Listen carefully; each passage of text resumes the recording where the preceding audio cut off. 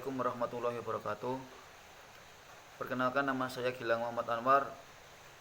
Saya berasal dari PKO Offering A. Di sini saya akan mempresentasikan tugas mata kuliah latihan kondisi fisik tentang materi latihan kardiovaskuler, respiratori, dan latihan kekuatan otot. Yang pertama yang akan saya bahas yaitu tentang latihan kardiovaskuler respiratori. Sudah kita ketahui bahwa latihan kardio ini menyangkut tentang daya tahan, kemampuan jantung dan paru-paru. Dalam pengertiannya yaitu daya tahan ini menyangkut kemampuan tubuh untuk menyerahkan darah yang mengandung oksigen dan nutrisi ke dalam jaringan yang aktif, serta mengangkut metabolisme yang tersisa di dalam tubuh melalui alat pengeluarannya. Adapun latihan kardio ini menyangkut tentang jasmani kerja, yang dimana pengertian dari latihan jasmani kerja yaitu semua berhubungan dengan daya tahan jantung dan paru-paru, dan peredaran darah serta metabolisme cadangan energi dalam menghadapi suatu tekanan dalam jangka waktu yang lama. Itulah pengertian dari sistem latihan jasmani kerja. Dan sudah kita ketahui bahwa ada istilah atau kalimat tentang daya tahan jantung atau kemampuan paru-paru yang sering kita kenal atau disebut VO2 max. Pengertian dari VO2 max adalah kemampuan manusia atau tubuh manusia yang dapat menyerap oksigen secara maksimal dalam jangka waktu tertentu. Jadi satuan VO2 max ini yaitu MI per kg BB per menit. Jadi VO2 max ini bukan satuan kekuatan daya tahan jantung dan paru-paru, melainkan ini hanya istilah pengertian dari kemampuan maksimal seseorang dalam menyerap oksigen dalam jangka waktu tertentu. Adapun pola latihan yang dapat meningkatkan latihan kardiovaskuler respiratori ini, yang pertama adalah gerakan-gerakan yang melibatkan otot-otot besar. Contohnya yaitu berjalan dan berlari. Yang kedua adalah gerakan latihan secara ritmis dan kontinu. Jadi penjelasan kontinu dan ritmis ini dilakukan secara bertahap atau berulang ya. Misalkan kita latihan 1 kali, itu kemampuan maksimalnya. Contoh saja gerakan push up atau berlari. Berlari ini kita maksimal bisa berlari 15 putaran. Itu minimal ya. Misalnya ya. Besoknya lagi kemampuan kita bertambah menjadi 16 kali putaran. Jadi bertahap.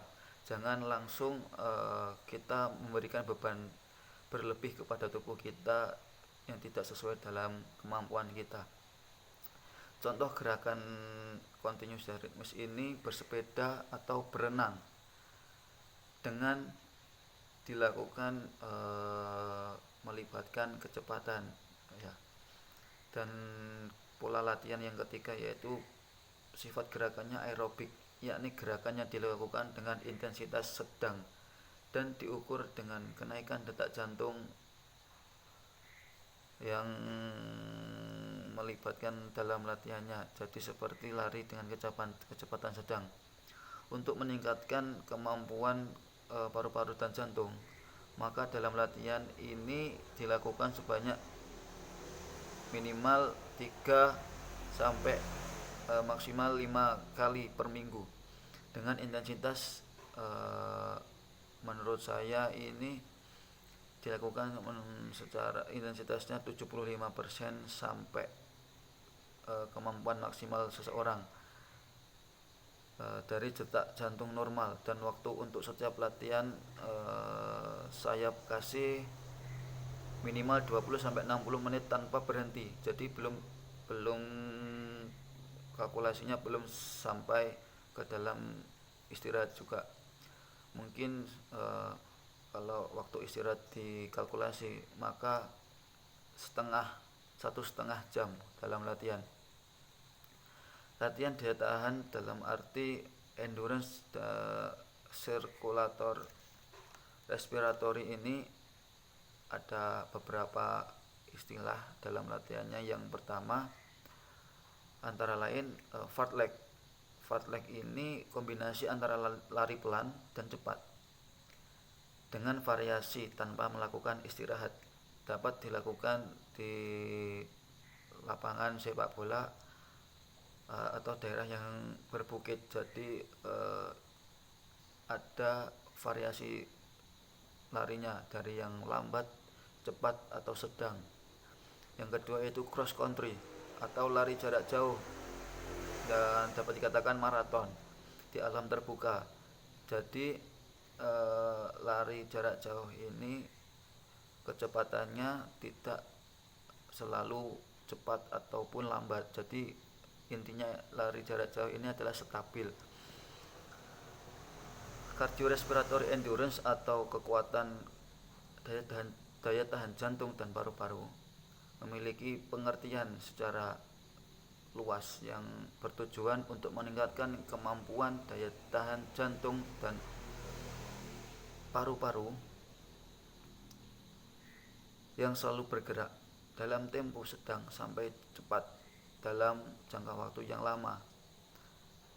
Adapun latihan-latihan yang sederhana dan sering kita lakukan antara lain jogging, berjalan, berenang, bersepeda, dan gerakan naik turun tangga. Itu adalah pola latihan yang sederhana yang dapat kita lakukan di dalam kehidupan sehari-hari untuk meningkatkan daya tahan jantung dan paru-paru atau dikatakan latihan kardio.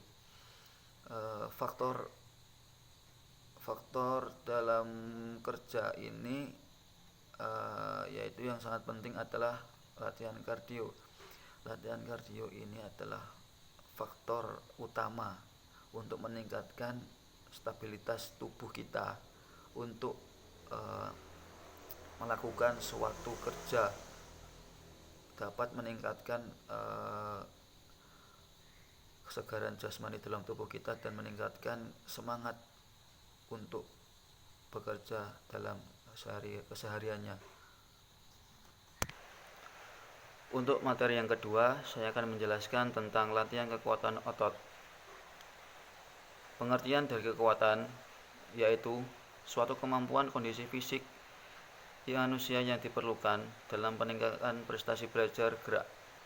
Kekuatan merupakan salah satu unsur kondisi fisik yang sangat penting dalam meningkatkan olahraga karena dapat membantu meningkatkan komponen-komponen gerak seperti kecepatan, kelincahan, dan ketepatan.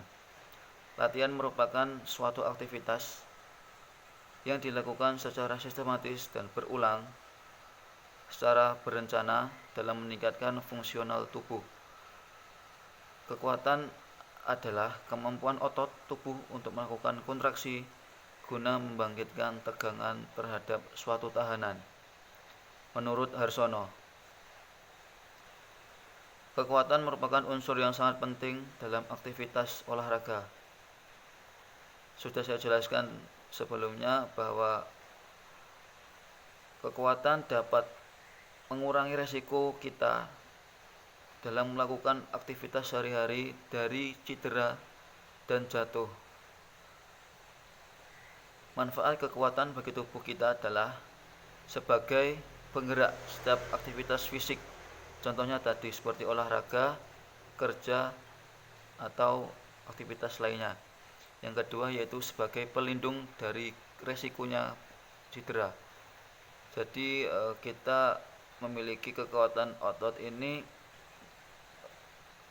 untuk mengurangi resiko cedera saat melakukan olahraga dan aktivitas lainnya. Yang ketiga, dengan kekuatan kita dapat memaksimalkan atau meningkatkan stabilitas dalam tubuh kita dalam melakukan setiap aktivitasnya, yang dapat meningkatkan kualitas kerja, sehingga akan meningkatkan hasil yang akan didapat. Contohnya, seorang atlet melakukan latihan kekuatan otot guna mendapatkan hasil yang terbaik saat pertandingan, dan tujuannya untuk mencapai prestasi yang maksimal. Itu adalah manfaat yang ketiga tadi.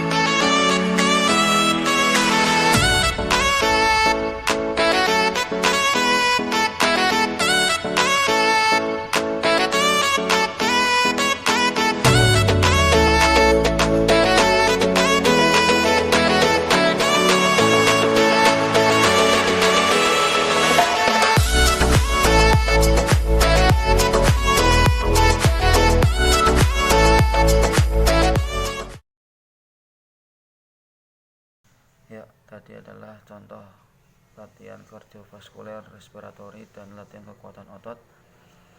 Saya di sini akan menambahkan beberapa latihan lagi dalam meningkatkan latihan kardiovaskuler atau daya tahan jantung dan paru-paru.